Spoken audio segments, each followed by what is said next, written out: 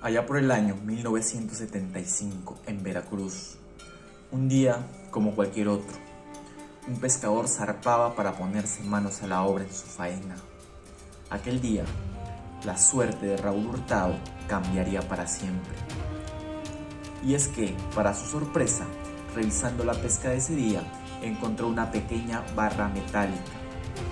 Y sin darle mucha importancia, decidió regalársela a sus hijos, por creer que se trataba de una barra de cobre. En la casa de Raúl era habitual ver a sus hijos jugando con aquel trozo de metal. Pero para la sorpresa de este, cuando su hermano vino a visitarle, le dijo que aquella barrita podría tratarse de algo más valioso que el cobre. Luego de que el hermano de Raúl lo convenciera del posible valor de su hallazgo, decidieron llevarlo a tasar a una joyería, confirmándoles que aquella barra de metal se trataba de oro y que les darían 11,000 pesos por ella. Raúl, al tomar conciencia de esto, decidió regresar al lugar en donde había encontrado la barra de oro y tomó la elección de buscar en el lecho marino, hallando otra barra de oro que superaba ampliamente en tamaño a la primera, además de otras piezas de oro puro. Emocionado, Raúl siguió vendiendo las piezas encontradas a la joyería local, piezas que el joyero terminaba fundiendo para hacer pulseras, anillos y collares. Con todo el dinero recibido, comenzó a mejorar su casa, así que decidió levantar muros, arreglar techos y comprar muebles. Pero esto sorprendería y en demasía a sus vecinos, quienes se preguntaban cómo había conseguido el dinero. Emocionado, Raúl decidió contarle e invitar a la aventura a su mejor amigo, sin sospechar que éste lo terminaría delatando a la policía. Al llegar la policía a la casa del pescador, grande fue el asombro de esta, al encontrar 42 piezas prehispánicas completamente de oro puro. La policía pudo encontrar brazaletes, collares y distintas figuras. Por este hecho, Raúl fue acusado de robo, saqueo a la nación y tratado como un ladrón, además de pasar más de un año en prisión. Finalmente, Raúl Hurtado fue puesto en libertad, ya que la corte llegó a la conclusión de que no tenía idea de que aquellas piezas tenían algún valor histórico. Un posterior análisis llegaría a la conclusión de que las piezas se tratarían parte del tesoro de Moctezuma, que formaron fracción de los cientos de piezas que fueron embarcadas en navíos con destino hacia España, pero que, por razones del destino, terminaron naufragando y la preciada mercancía quedó regada en las costas de Veracruz.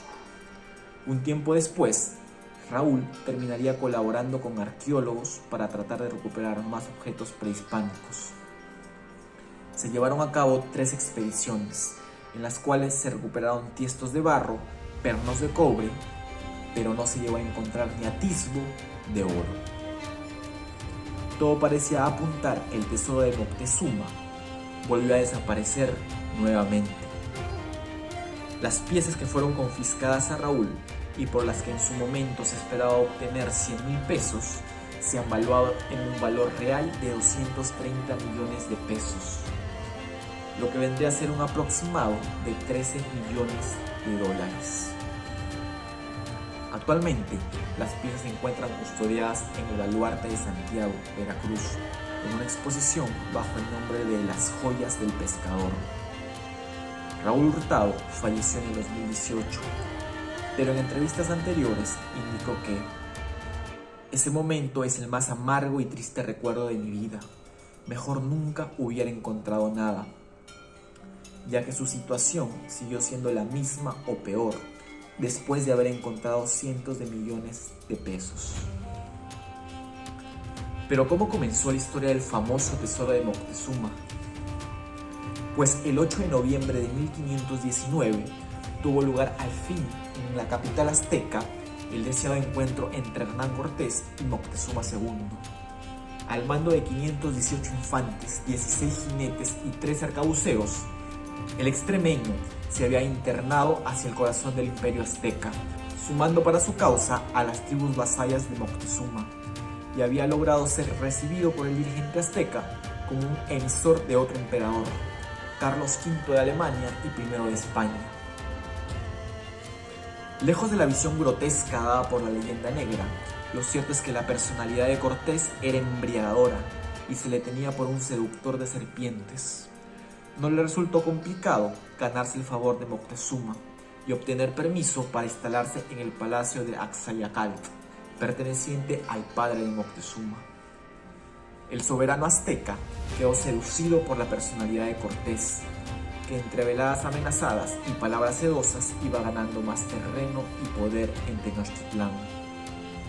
Moctezuma solo se negó abiertamente a construir un altar cristiano en el templo mayor de la ciudad para acabar con la idolatría pagana, pero accedió a que se levantara en el palacio donde residían los conquistadores.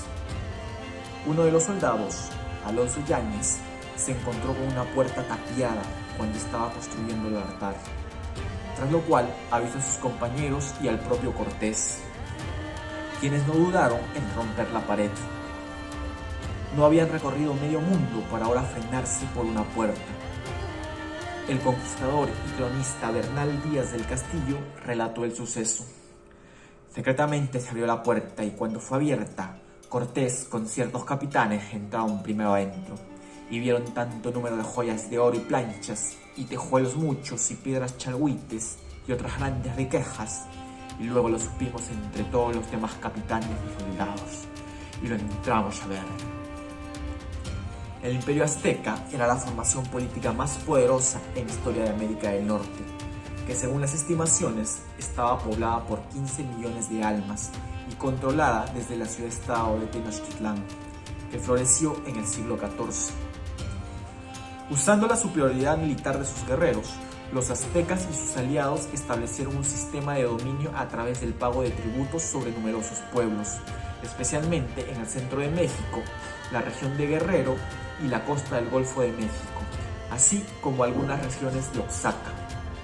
Hernán Cortés no tardó en darse cuenta de que el odio de los pueblos dominados podía ser usado en beneficio español.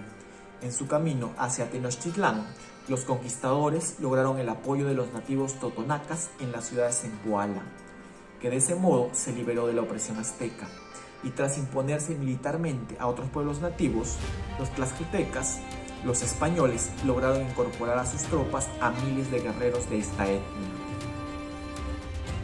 Los frutos del reinado de Moctezuma II fueron amplios y las arcas estaban repletas cuando llegó Cortés. Si bien lo que los españoles hallaron detrás de la puerta tapiada fue el tesoro del anterior monarca, su padre, de hecho parece que se trataba de una especie de recámara o sala del tesoro. De una forma u otra, los españoles se apropiaron de todos estos tesoros y los juntaron con los conseguidos durante su campaña hacia Tenochtitlán. Y a pesar del malestar creciente por las acciones de los conquistadores, Moctezuma dirigió en esos días un discurso conciliador frente a su pueblo, donde se reconoció como vasallo de Carlos I y pidió rendir obediencia a los extranjeros. El soberano era a esas alturas ya prisionero de los españoles y no estaba en condiciones de negarles nada. Sin embargo, cuando los ánimos parecían calmarse y los invasores planeaban su salida de la ciudad con los tesoros, llegó la noticia de que el gobernador Diego Velázquez había confiscado en la isla de Cuba los bienes de Hernán Cortés por conducir la empresa sin su permiso, y había organizado un ejército que constaba de 19 embarcaciones, 1.400 hombres, 80 caballos y 20 piezas de artillería, con la misión de capturar al extremeño. El caudillo español se vio obligado a salir de la ciudad junto a 80 hombres para enfrentarse al grupo enviado por Velázquez. Cortés se impuso, valiéndose de un ataque sorpresa a sus compatriotas, que también le superaban en número, y pudo regresar meses después con algunos refuerzos a Tenochtitlán. No obstante, allí su ausencia resultó fatal para los intereses españoles. Al mando de Pedro Alvarado, la guarnición española se atrincheró en torno al tesoro amontonado, mientras la ciudad entraba en ebullición por el secuestro de su monarca y los excesos hispánicos. la muerte de algunos notables aztecas por orden de Alvarado, porque planeaban supuestamente dirigir una rebelión contra los españoles. Lo único que ocasionó fue desbordar la paciencia de la población indígena, que deseaba ver a los españoles en la piedra de los sacrificios lo más pronto posible. Durante unos días, los europeos intentaron utilizar de nuevo a Moctezuma para calmar los ánimos, pero fue en vano. Díaz del Castillo relata que Moctezuma subió a uno de los muros del palacio para hablar con su gente y tranquilizarlos, hasta que la multitud enardecida comenzó a arrojar piedras, una de las cuales hirió al líder azteca de gravedad durante su discurso. El emperador falleció 3 días después a causa de la herida. En la llamada Noche Triste, el 30 de junio de 1520, Cortés y sus hombres se vieron obligados a huir desordenadamente de la ciudad, acosado por los aztecas. Cortés tomó esta decisión de salir secretamente en la noche, presionado por sus capitanes, y lo hizo sabiendo que aquello suponía abandonar uno de los mayores tesoros de la historia, entre joyas, objetos varios y oro fundido en barras, valorado en 700.000 ducados. Para que tengan una idea, cada ducado contenía 3.6 gramos de oro puro. Hernán Cortés expresó que los soldados que quisieran sacar de ello, desde aquí se los doy. ¿Cómo se ha de quedar aquí perdido entre estos perros? Y esa fue precisamente la razón de la lenta marcha de la expedición española en su salida de la ciudad. Muchos de los conquistadores iban cargados de metales brillantes entre sus pertrechos. Asimismo, el capitán extremeño dispuso que 7 caballos heridos y una yegua transportaran fuera de la ciudad al menos el oro perteneciente al rey. En tanto, el capitán Juan Velázquez de León y varios criados nombrados por Cortés debían defender el carro. El factor secreto se perdió en pocos minutos. Una mujer que estaba sacando agua de su hogar descubrió a los españoles en su retirada de la ciudad y dio la voz de alarma. Miles de guerreros aztecas cayeron sobre los hombres de Cortés y sus aliados tlaxcaltecas, con un balance de más de 600 europeos muertos. Varios testigos afirmaron que el capitán Juan Velázquez de León murió defendiendo el oro del rey, que había quedado perdido en la retaguardia. ¿Qué fue aquel tesoro y del que se abandonó en el palacio azteca? Al día siguiente, los soldados indígenas recogieron todo lo abandonado por los españoles, incluido el oro que se había hundido en el lago sobre el que se asentaba la ciudad, y los cadáveres fueron registrados de forma concienzuda. La venganza, no en vano, estaba cerca de llegar. Poco tiempo después de la Noche Triste se libró la batalla de Otumba, donde los españoles se vengaron y dieron cuenta de la superioridad militar de las técnicas y tácticas europeas. Una vez caído el imperio azteca tras un asedio a la ciudad y capturado el último emperador en 1521, los españoles mantuvieron la esperanza convertida en una obsesión de que los aztecas hubieran escondido el tesoro de nuevo en uno de los palacios de Tenochtitlán o incluso lo hubieran arrojado a la laguna. Es por ello que saquearon todo a su paso y el tesorero Julián de Alderete insistió en torturar al emperador Cuauhtémoc con la quema de sus pies en aceite hirviendo para que revelaran la ubicación del tesoro. El resultado del interrogatorio confirmó que 4 días antes que llegaran echaron a la laguna todo el oro, tiros, escopetas y ballestas. Pero a pesar de que los españoles se zambulleron en la zona señalada, no se encontró ni rastro del tesoro de Moctezuma, afirma el cronista Francisco López de Gomara. Solo se dio allí un poco de oro.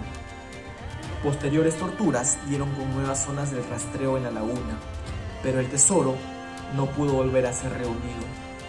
El sueño de recuperar algún día estas riquezas escondidas se instaló en el imaginario de estos conquistadores, al estilo de la leyenda de El Dorado.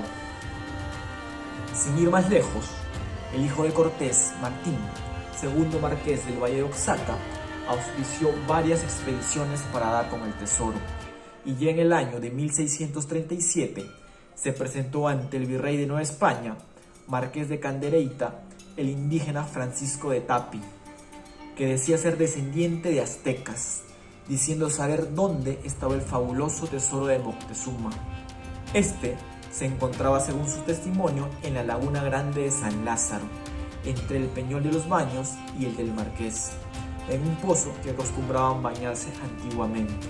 En ambos casos, las búsquedas no lograron su fin.